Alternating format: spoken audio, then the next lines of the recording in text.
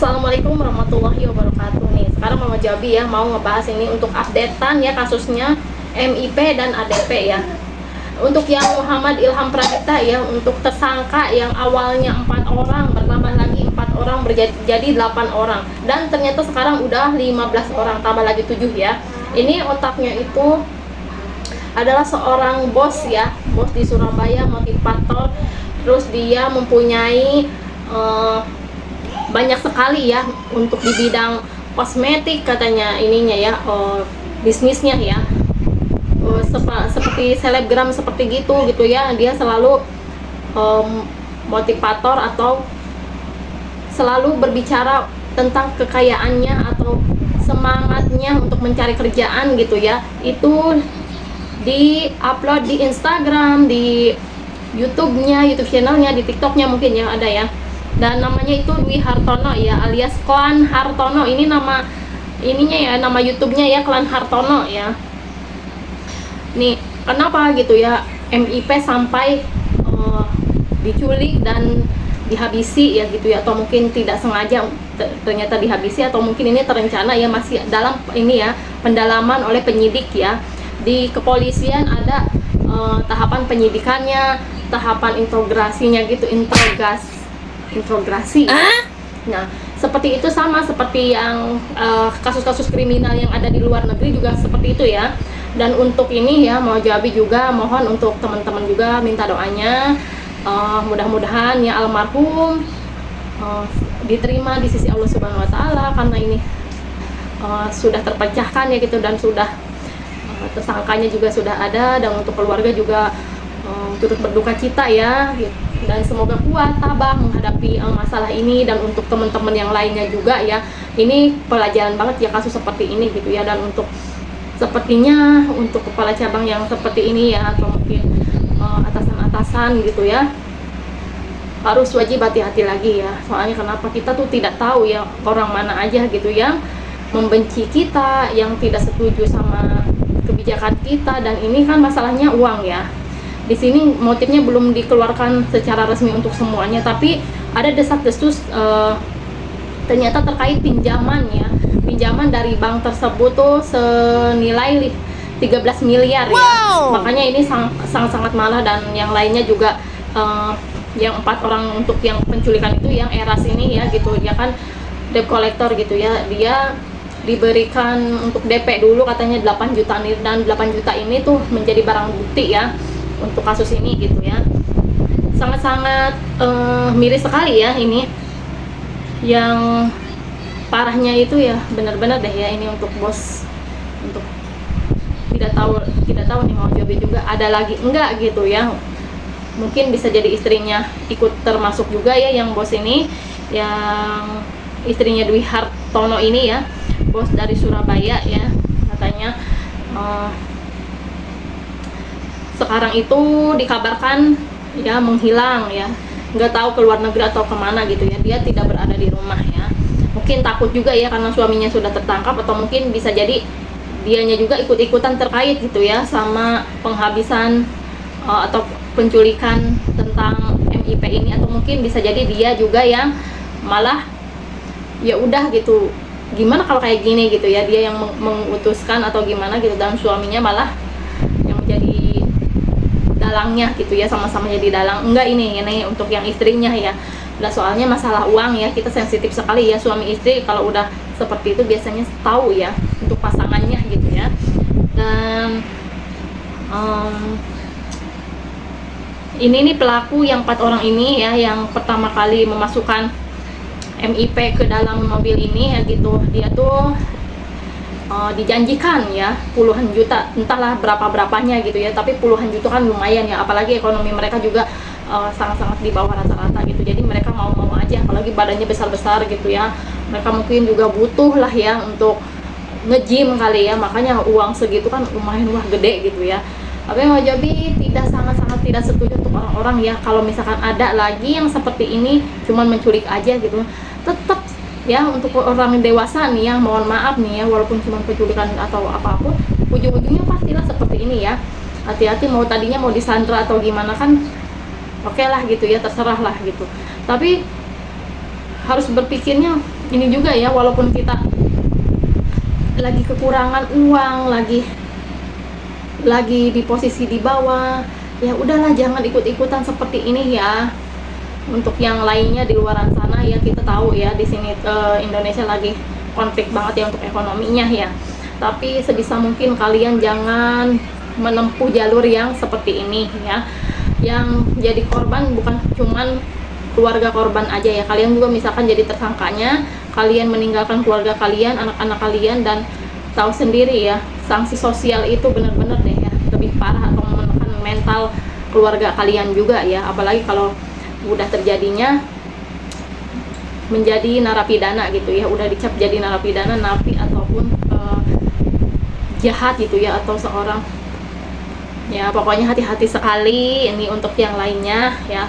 Udah case ini semoga orang-orangnya setimpal ya dihukumnya, dan istri korban pun ya meminta gitu untuk tersangkanya dihukum yang setimpal. Suami saya adalah orang baik, yang mungkin bisa jadi itu kenapa pinjamannya enggak disetujuin, kan pasti ada banyak faktornya ya. Dan emang rata-rata si Majobi juga ya seringnya ya kur gitu ya, diambil gitu ya di kur BRI nya atau kur di ini yang lain gitu ya, bank BUMN yang lainnya gitu ya. Nah ini kur ini itu sangat-sangat dibatasin loh ya. Ini kalau misalkan kita mungkin bisa gitu ya mencicilnya dengan baik gitu ya, pasti dipinjamkan ya. Tapi kalau misalkan udah mikir lagi, ini 13 miliar ya loh, dan emang bank seperti ini tuh ya rata-rata tuh tidak ada gitu ya uang segitu dari nasabah yang lain, walaupun dikumpulkan juga ya, itu sangat-sangat, daripada dipinjamkan ke satu orang ini kan lebih baik dipinjamkan ke yang lain juga gitu ya, untuk menarik lagi bunga-bunga yang lainnya gitu ya. Dan ini belum tentu dia bisa membayarnya lagi gitu ya. Ini sangat-sangat miris. Kalaupun ini yang Dwi Hartono ini atau klan Hartono ini bisa memberi gitu ya ke yang lain gitu ya, bagi-bagi gitu, sering ngasih beasiswa kepada anak-anak ya yang lainnya, bisa jadi ya takutnya tuh ini juga pinjaman, atau ya syukur-syukur dianya dapat dari hasil konten kreatornya gitu ya, atau motivatornya gitu ya, atau kelas bimbelnya ini ya.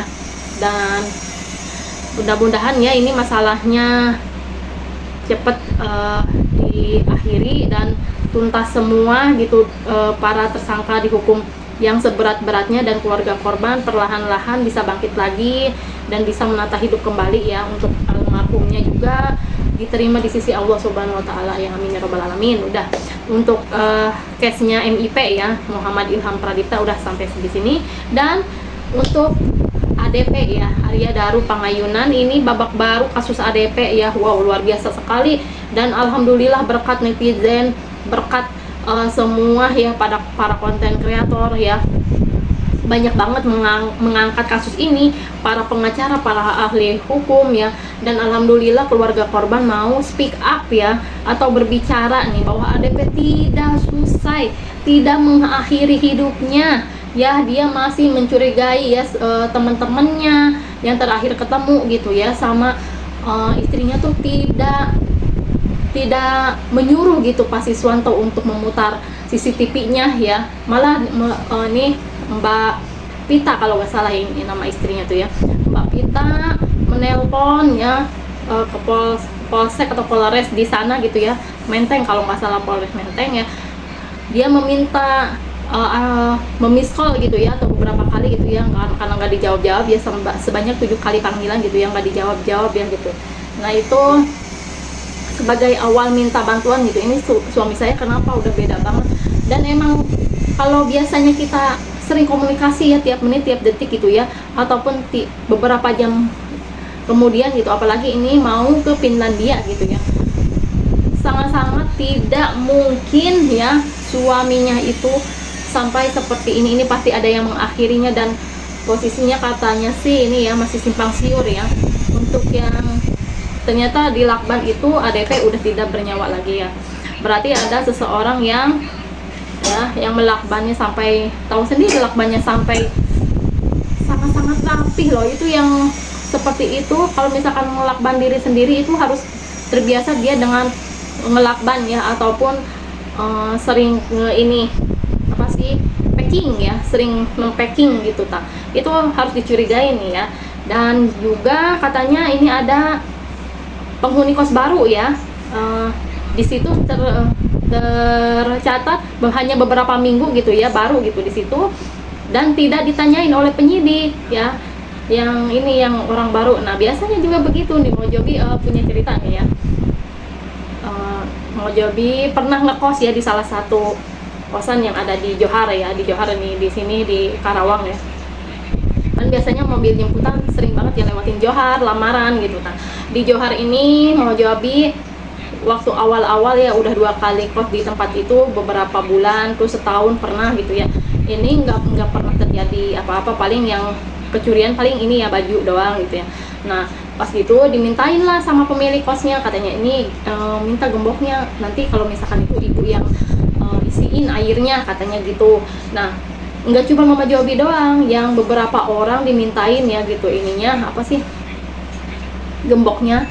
Dan yang satu orang itu gemboknya dia ternyata udah beda tuh, udah soalnya udah pernah ada kayak ngebobol gitu ya, terus ya udah pokoknya sama dia diganti gitu ya. Nah yang si ibunya tuh ya aku baru beli TV gitu ya, terus ada penghuni baru nih yang baru datang gitu, sama dia juga dipintain ya sama ibu kosnya tuh gemboknya. Nah mau jadi pas itu tuh semuanya sip satu semua, dan anehnya tuh ya mikir kok bisa gitu nih. Setelah itu ya sampai acak-acakan pas pulang ke rumah, pas pulang ke kontrakan ya, itu acak-acakan kita sampai menduga ini siapa yang ini, siapa yang itu gitu. Terus aku waktu pas dijemput aku tanya, teh katanya sip berapa? Oh, aku sip 1, aku ini baru pulang lagi di jalan. Akhirnya katanya ini sih dibobol katanya gitu ya. Pas itu ya udah pas di rumah ya Allah alhamdulillahnya tuh ya ada 1 HP, dan aku seringnya tuh nyimpennya di bawah bantal itu, dan aku baru beli HP yang baru itu ya. Dan yang di rumah tuh yang di kosan itu HP yang lama gitu kan, lumayan ya HP lama juga ya gitu. Nah terus sampai susu terus apapun hilang gitu ya.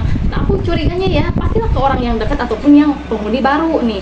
Makanya nih kasus seperti ini juga harus diselidikin ya, itu penghuninya semuanya harus ditanyain dulu sama yang orang terakhir nih, orang yang terakhir di situ, ataupun ya pemiliknya itu ya. Kalaupun emang di sananya udah ada CCTV, tapi kan ada CCTV katanya yang sengaja terpotong, dan posisi jendelanya juga kok itu sangat mudah banget mencongkelnya. Terus pas dibuka kan ada ini ya, ada jadi si gordennya itu kayak masuk ke sini kayak yang agak orang mau keluar gitu ya dari jendela gitu, kayak seperti itu. Makanya tetap si pintu tetap terkunci, jadi jendela yang kebuka gitu. Nih itu masih ini ya, kalau misalkan disebutin dianya, mohon maaf ya, seks erotis gitu erotis seks gitu, ataupun auto erotis ya kalau nggak salah. Ini sangat-sangat aneh sekali, karena posisi kata Mau Jobi bilang ya, itu ADP udah nggak bernyawa lagi, tapi itu apa sih dilapisin sama ini ya, plastik buat kayak ini ya, kayak mau laminating kayak gitu kayaknya ya. Terus dilakban dengan benar-benar itu tuh sangat-sangat rapi, dan posisinya ininya ya lemes gitu ke sini. Kalaupun dia mohon maaf ya gitu bundir atau apapun, nggak bakalan seperti itu ya. Ini mudah-mudahan cepat terungkap. Ini masih dalam pendalaman ya, alhamdulillah gitu. TNI mau membantu, katanya polisi juga nggak tahu ini mau ulang ataupun kata Mau Jobi mending ini diotopsi ulang, nggak apa-apa ya. Kalaupun emang ini yang namanya jasad ya, walaupun seancur-ancurnya apa juga, tetap yang nanti kita di ruhnya gitu ya, nanti dikumpulkan di padang mahsyar juga, ruhnya tetap wujudnya yang bagus gitu ya, dan enggak seperti itu ya. Menurut Mau Jobi sangat-sangat tidak apa-apa sekali kalau misalkan ini untuk otopsi ya. Dan Mau Jobi tahu gitu ya, wah kalaupun di dalam Islam katanya ya pernah ngebaca gitu, kalau misalkan jenazah lagi dimandiin aja di kulitnya di itu sakit banget katanya gitu ya, apalagi sampai mohon maaf ya gitu ya, diambil organnya diperiksa gitu ya, atau diotopsi gitu, itu sangat-sangat menyakitkan. Tapi ini perlu sekali karena untuk keadilan ya gitu, untuk biar keluarga tenang, almarhum juga ya kan ini ya istilahnya meninggalnya secara sempurna gitu ya. Kasihan sekali nih keluarganya, sampai Mbak Pita belum bisa muncul gitu ya. Ini saudaranya Mbak Pita atau ayahnya Mas ADP ini juga ya yang baru muncul gitu, karena bener-bener diujinya tuh langsung ini banget ya, ibunya baru operasi besar gitu ya. Ini ADP seperti ini kan sangat-sangat di luar dugaan gitu. Dan mau jadi kalau misalkan ini kasusnya ya penghabisan nyawa gitu ya sama orang lain, udah parah banget sih kata Mojabi ya ini. Pokoknya itu yang untuk Farah sama Dion, pengennya tuh ya lebih baik gitu. Polisi juga menginterogasi atau mungkin bisa diwawancara nih Mbak Farahnya, Mas Dionnya ya. Mohon untuk bisa kalau misalkan ada yang nanya-nanya gitu ya ke kalian gitu ya, udahlah ke wartawan udah bicara aja ya gitu ya, biar orang-orang atau publik juga enggak selalu seujung sama kalian kalau kalian bukan pelakunya ya. Tapi kalau misalkan kalian pelakunya ya pasti ada harus ini ya konsekuensinya ya untuk ini kasus ini ya. Dan yang di luar nalarnya itu HP hilang, terus kan udah nggak aktif tuh ya sosmednya, tapi tiba-tiba muncul lagi sosmednya Mas ADP ini, berarti otomatis kan ada yang menghidupkannya kembali walaupun cuma beberapa jam. Wah, tanda tanya sekali kan ya. Disinilah ya letak kejanggalannya. Dan amplop yang berisi lambang bunga gitu, bunga Kamboja, terus bintang, satu lagi ya hati. Ini apa maksudnya, hiperbola apalagi gitu ya, yang seperti ini yang itu sehari setelah ADP udah dimakamkan ya katanya, ada seperti itu ya. Ini untuk kasus ini udah ya, mau jadi sampai di sini ya udah. Dan mudah-mudahan untuk ADP cepat terungkap. Kalau misalkan ada akhirnya ya untuk ADP, nanti mau jadi menyampaikan lagi ya untuk kasus seperti ini ya, yang benar-benar ini itu kasus yang sangat-sangat membingungkan ya, karena nggak ada tersangkanya dan digiring opininya dia autoerotis itu ya. Yaudah ya, wassalamualaikum warahmatullahi wabarakatuh. Jangan lupa ya like, comment, follow Mama Jobi, subscribe juga ya. Terima kasih.